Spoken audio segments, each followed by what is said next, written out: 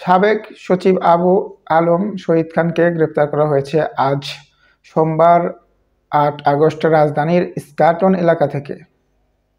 তাকে গ্রেপ্তার করেছে ঢাকা মহানগর পুলিশের গোয়েন্দা বিভাগ ডিবি। অর্থাৎ এই সচিবকে কেন গ্রেপ্তার করা হয়েছে সেটা আমরা বিস্তারিত জানবো, কিন্তু তাকে আজকে গ্রেপ্তার করা হয়েছে ঢাকার ইস্কাটন এলাকা থেকে, আর গ্রেপ্তার করেছে মহানগর ডিবি পুলিশ।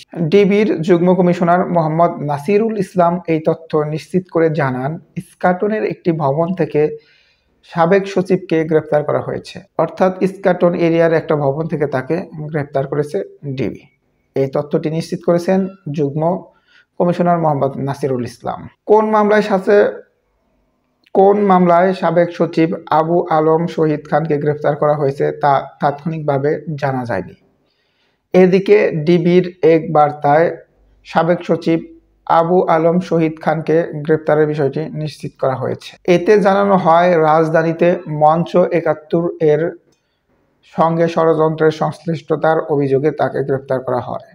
অর্থাৎ প্রাথমিকভাবে তাকে যে ইস্যুতে গ্রেপ্তার করা হয়েছে সেটা হচ্ছে মঞ্চ ৭১ ইস্যুতে। অর্থাৎ মঞ্চ ৭১-এ যে ১৬ জন গ্রেপ্তার হয়েছে, সাংবাদিক পান্না ও আরো বেশ কিছু নেতা টেতা আছে, যেমন আপনার হচ্ছে গিয়ে ঢাকা ইউনিভার্সিটির আপনার এক প্রভাষক, প্লাস হচ্ছে কাদের সিদ্দিকের বড় ভাই, ওনারা গ্রেপ্তার আছেন। অর্থাৎ ওনাদেরকে যে মামলায় গ্রেপ্তার করা হয়েছে ওই একই মামলায় তাকেও গ্রেপ্তার করা হয়েছে বলে জানানো হয়েছে। অর্থাৎ মঞ্চ ৭১-এর সাথে তার ষড়যন্ত্রের সংশ্লিষ্টতা অভিযোগ রয়েছে।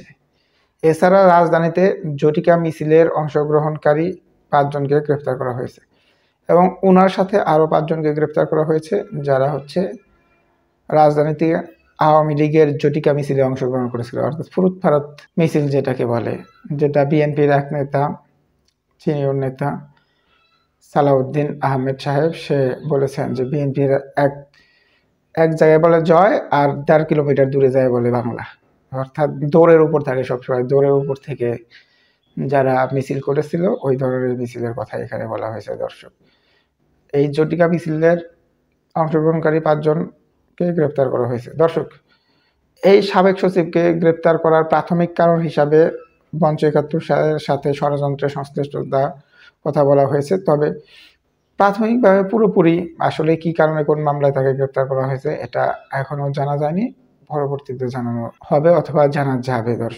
দর্শক, আওয়ামী লীগ যে ঝটিকা মিছিল করছে, প্লাস হচ্ছে ৭১ মঞ্চের যে ষড়যন্ত্র করতে গিয়েছিল মুক্তিযুদ্ধের নামে, অর্থাৎ একটা মঞ্চ ৭১ নাম দিয়ে তারা যে ষড়যন্ত্রে লিপ্ত হয়েছিল শেখ হাসিনার ৫,০০০ কোটি টাকার প্ল্যানের একটা অংশ হিসাবে, সেই প্ল্যান তো সরকার প্লাস সবথেকে বড় কথা হচ্ছে আমজনতা ধ্বংস করে দিয়েছে এবং সরকার ও প্রশাসনের সহায়তা করেছে, যার কারণে এটা সফল হতে পারেনি।